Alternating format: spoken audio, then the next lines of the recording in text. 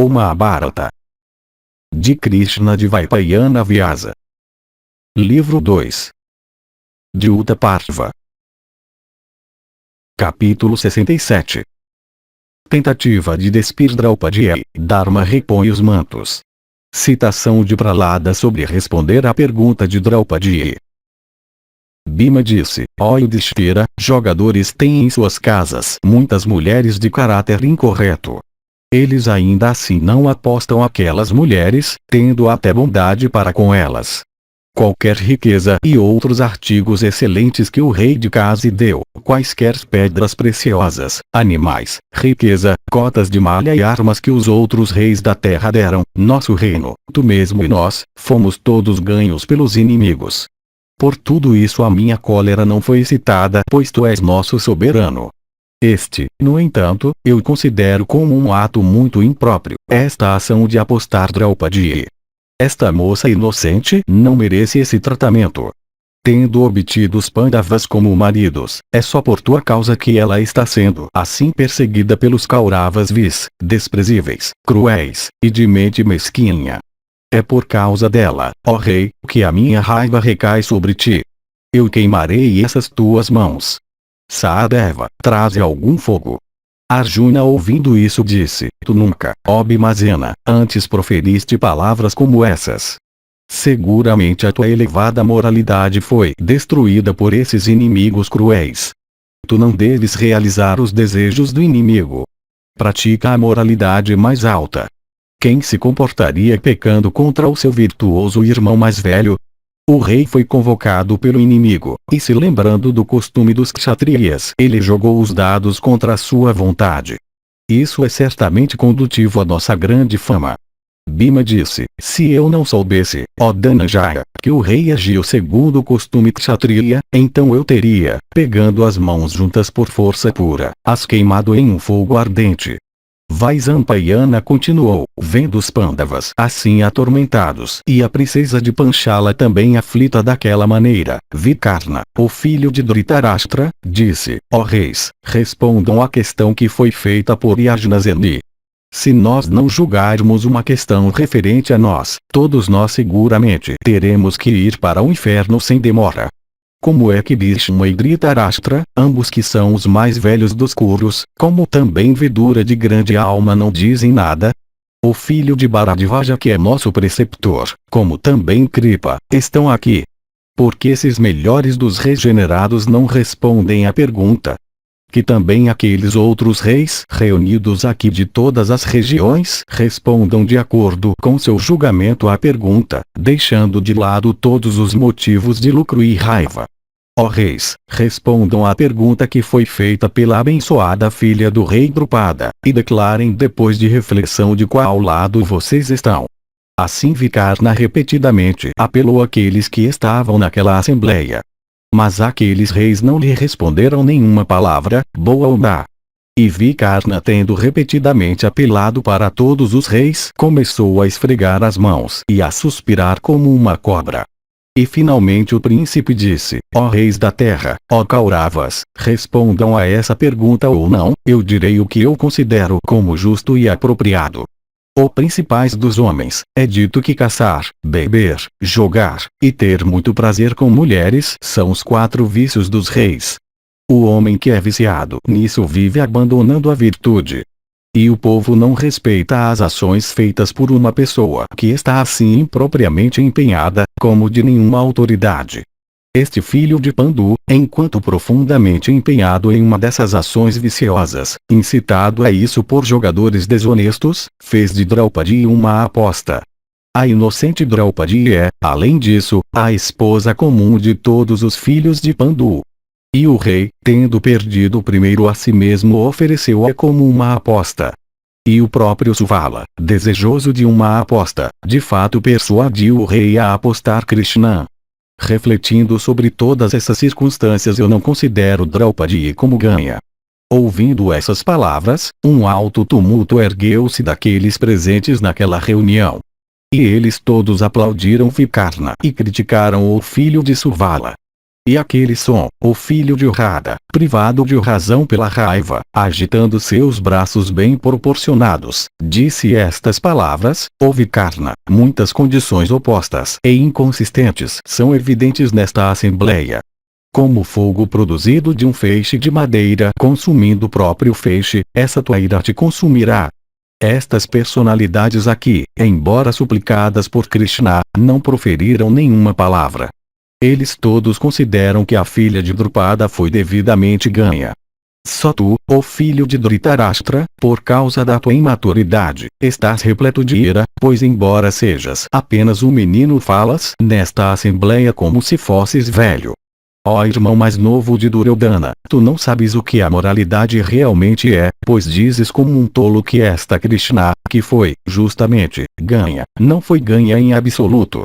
Ó filho de Dhritarashtra, como tu consideras Krishna como não ganha, quando o mais velho dos Pandavas perante esta assembleia apostou todas as suas posses? Ó touro da raça Bharata, Draupadi está inclusa em todas as posses de Yudhishthira. Portanto, porque tu consideras Krishna, que foi justamente ganha, como não ganha? Draupadi foi mencionada, por Suvala, e aprovada como uma aposta pelos Pandavas. Por que razão então tu ainda a consideras como não ganha? Ou, se tu pensas que trazê-la para cá vestida em um único pedaço de tecido é um ato impróprio, escuta as certas razões excelentes que eu darei. O filho da linhagem de Kuru, os deuses ordenaram um único marido para uma mulher. Esta Draupadi, no entanto, tem muitos maridos. Portanto, é certo que ela é uma mulher incasta. Trazê-la, portanto, para esta assembleia, embora ela esteja vestida em uma peça de roupa, e até despila não é em absoluto um ato que possa causar surpresa. Quaisquer riquezas que os Pandavas tivessem, ela mesma e os próprios Pandavas, foram todos justamente ganhos pelo filho de Suvala. Ó Dussasana, este Vikarna falando palavras de aparente sabedoria é apenas um menino.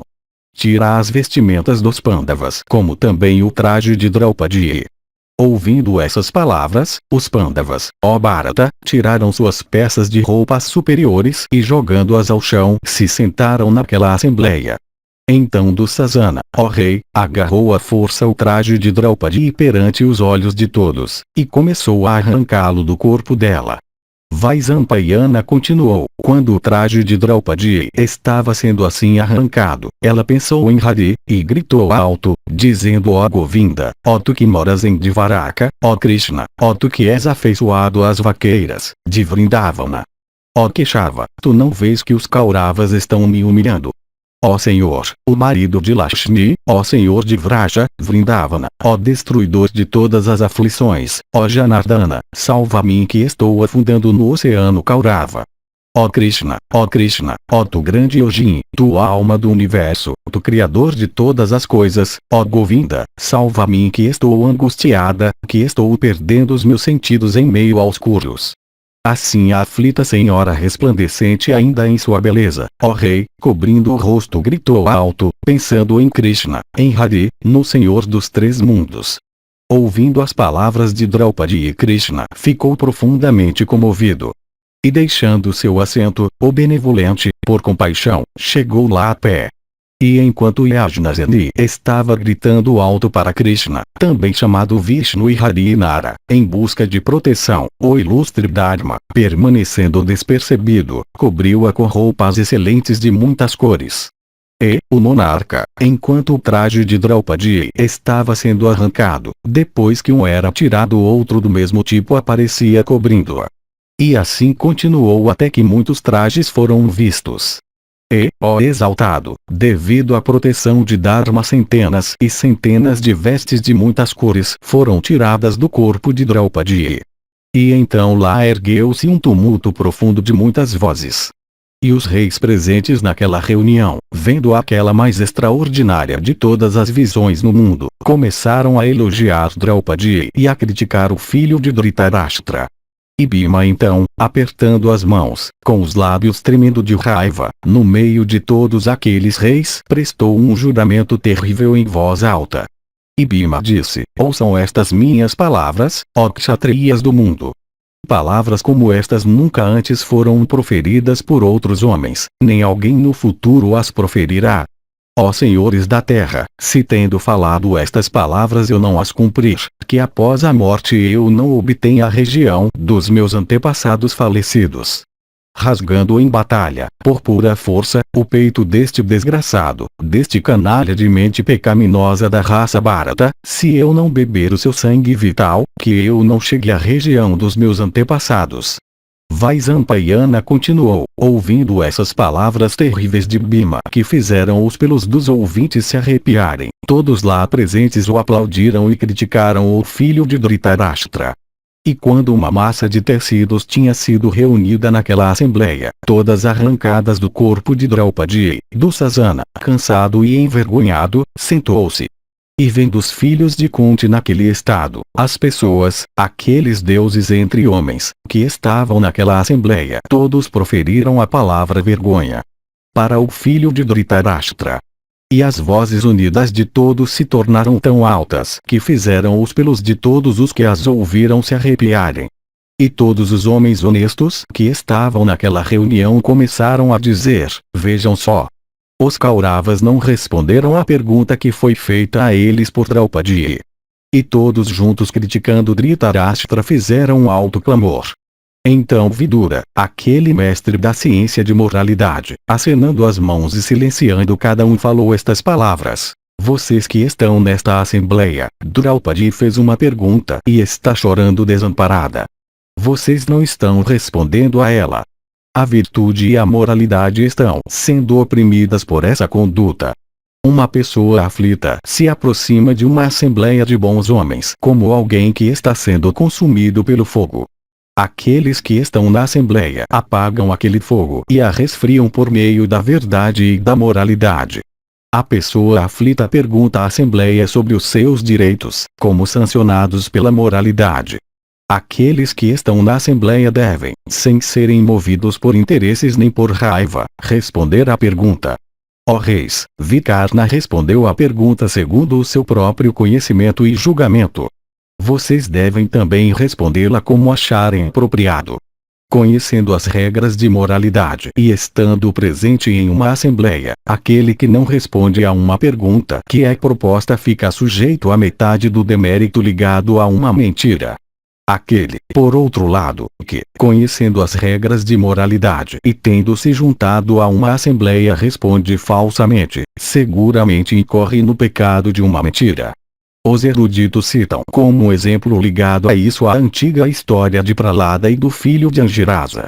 Havia antigamente um chefe dos Daitiyas de nome Prahlada. Ele tinha um filho chamado Virochana. E Virochana, pela obtenção de uma noiva, disputou com Sudhanvan, o filho de Angiras. É sabido por nós que eles apostaram mutuamente suas vidas, dizendo: eu sou superior, pela obtenção de uma noiva. E depois que eles tinham assim disputado um com o outro, ambos fizeram de Prahlada o árbitro para decidir entre eles. E eles o questionaram, dizendo: qual entre nós é superior ao outro? Responda à questão. Não fales falsamente. Assustado por causa daquela discussão, Prahlada olhou para Sudhanvan. E Sudhanvan, com raiva, queimando como a massa de llama, disse a ele: se tu responderes falsamente, ou se não deres nenhuma resposta à tua cabeça, então será partida em 100 pedaços pelo manejador do raio com aquele seu raio. Assim abordado por Sudhanvan, o Daitya, tremendo como uma folha de figueira, foi até Kasyapa de grande energia, para se aconselhar com ele. E Prahlada disse: tu és, ó ilustre e exaltado, totalmente conhecedor das regras de moralidade que devem guiar os deuses e os asuras e os brahmanes também. Aqui, no entanto, há uma situação de grande dificuldade em relação ao dever. Dize-me, eu te peço, quais regiões são obteníveis para aqueles que ao serem perguntados não dão resposta, ou que respondem falsamente? Kasyapa assim questionado lhe respondeu: aquele que sabe, mas não responde a uma pergunta por tentação, raiva ou medo, joga sobre si mesmo 1000 laços de Varuna. E a pessoa que, citada como uma testemunha a respeito de uma questão qualquer por conhecimento ocular ou auricular, fala descuidadamente, lança 1000 laços de varoina sobre o próprio corpo. No término de um ano, um de tais laços é solto. Portanto, aquele que sabe deve falar a verdade sem encobrimento. Se a virtude, perfurada pelo pecado, vai até uma assembleia, em busca por ajuda, é o dever de toda a assembleia tirar o dardo, de outra maneira eles mesmos serão perfurados por ele. Em uma assembleia onde uma ação realmente censurável não é repreendida, metade do demérito daquela ação se liga ao líder dessa assembleia, uma quarta parte à pessoa que agiu de modo censurável e uma quarta aos outros que lá estão. Na assembleia, por outro lado, na qual aquele que merece censura é repreendido, o líder da assembleia se torna livre de todos os pecados, e os outros membros também não incorrem em nenhum pecado. É somente o próprio perpetrador da ação que se torna responsável por ela. O pralada, aqueles que respondem falsamente àqueles que lhes perguntam sobre moralidade, destroem as ações meritórias das suas 7 gerações inferiores e superiores. As dores de alguém que perdeu toda a sua riqueza, de alguém que perdeu um filho, de alguém que está endividado, de alguém que está separado de seus companheiros, de uma mulher que perdeu o marido, de alguém que perdeu tudo por causa da exigência do rei, de uma mulher que é estéril, de alguém que foi devorado por um tigre, durante suas últimas lutas nas garras do tigre, de alguém que é uma co-esposa, e de alguém que foi privado de sua propriedade por testemunhos falsos, são citadas pelos deuses como uniformes em grau. Esses diferentes tipos de dor são daquele que fala falsamente. Uma pessoa se torna uma testemunha por ter visto, ouvido e entendido uma coisa. Portanto, uma testemunha deve sempre dizer a verdade. Uma testemunha faladora da verdade nunca perde seus méritos religiosos nem suas posses terrenas. Ouvindo essas palavras de Kasyapa, Pralada disse ao seu filho, Sudhanvan é superior a ti, como de fato, o pai dele, Angiras é superior a mim. A mãe de Sudhanvan também é superior a tua mãe. Portanto, ó Virochana, este Sudhanvan é agora o senhor da tua vida. A essas palavras de Pralada, Sudhanvan disse, já que inalterado pela afeição por teu filho tu aderiste à virtude, eu ordeno que este teu filho viva por 100 anos. Vidura continuou, que todas as pessoas, portanto, presentes nesta assembleia e ouvindo estas elevadas verdades de moralidade, reflitam sobre qual deve ser a resposta à pergunta feita por Draupadi. Vaisampayana continuou, os reis que lá estavam, ouvindo essas palavras de Vidura, não responderam nenhuma palavra, somente Karna falou a Dussasana, dizendo, leva esta serva Krishna aos aposentos internos. E então Dussasana começou a arrastar diante de todos os espectadores a desamparada e modesta Draupadi, tremendo e apelando lastimavelmente aos Pandavas seus maridos. Capítulo 68. Bhishma questionado por Draupadi quanto a se ela foi ganha. Draupadi disse, espera um pouco, pior dos homens, Dussasana de mente má. Eu tenho uma ação para realizar, um dever elevado que não foi realizado por mim ainda. Arrastada à força pelos braços fortes desse canalha, eu estava privada da minha razão. Eu saúdo esses veneráveis senhores nesta Assembleia dos Kurus. Que eu não pudesse fazer isso antes não pode ser minha culpa. Vaisampayana disse, arrastada com mais força do que antes, a aflita e desamparada Draupadi, não merecedora de tal tratamento, caindo ao chão, assim lamentou naquela Assembleia dos Kurus. Pai, somente uma vez antes, na ocasião dos Vaianvara, eu fui vista pelos reis reunidos no anfiteatro, e nenhuma vez sequer depois daquilo. Eu fui trazida hoje perante esta Assembleia. Aquela que mesmo os ventos e o sol nunca antes tinham visto em seu palácio está hoje diante desta Assembleia exposta ao olhar da multidão. Pai, aquela a quem os filhos de Pandu, enquanto em seu palácio, não permitiam ser tocada nem pelo vento, é hoje permitida pelos Pandavas ser agarrada e arrastada por este canalha. Pai, estes Kauravas também permitem que sua nora, tão indigna desse tratamento, seja assim atormentada diante deles. Parece que os tempos estão deslocados. O que pode ser mais aflitivo para mim, que embora casta e de nascimento elevado eu deva ainda ser obrigada a entrar nesta área pública. Onde está aquela virtude pela qual estes reis eram notáveis? É sabido que os reis dos tempos antigos nunca levavam suas esposas à corte pública. Aquele costume eterno desapareceu dentre os Kauravas. Também, como é que a casta esposa dos Pandavas, a irmã do filho de Prishata, o amigo de Vasudeva, é trazida diante desta assembleia? Ó Kauravas, eu sou a esposa do rei Yudhishthira o Justo, vinda da mesma dinastia a qual o rei pertenceu. Digam-me agora se eu sou uma serva ou não. Eu alegremente aceitarei sua resposta. Este desgraçado, este destruidor do nome dos Kurus, está me afligindo duramente. Kauravas, eu não posso mais aguentar isso. Ó reis, eu desejo que vocês respondam se me consideram como ganha ou não ganha. Eu aceitarei seu veredito, qualquer que ele seja. Ouvindo essas palavras Bhishma respondeu, eu já disse, ó abençoada, que o curso da moralidade é sutil. Mesmo os ilustres sábios neste mundo fracassam em compreendê-lo sempre. O que neste mundo um homem forte chama de moralidade é considerada assim por outros, embora possa ser realmente o contrário, mas o que um homem fraco chama de moralidade raramente é considerado como tal mesmo que seja a mais elevada moralidade.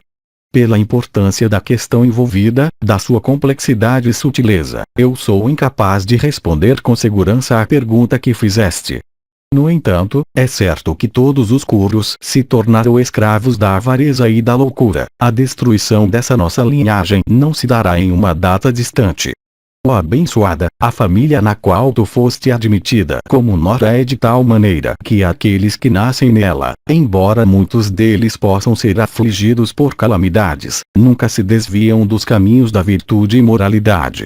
Ó princesa de Panchala, a tua conduta também, isto é, que embora mergulhada em aflição tu ainda mantenhas teus olhos sobre a virtude e a moralidade, é seguramente digna de ti.